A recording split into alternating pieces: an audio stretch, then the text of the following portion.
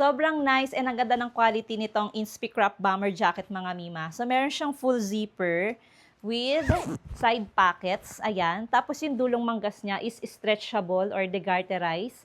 Pati dito sa may dulo, meron pa siyang Inspi na signature dito sa embroidered siya dito sa gilid.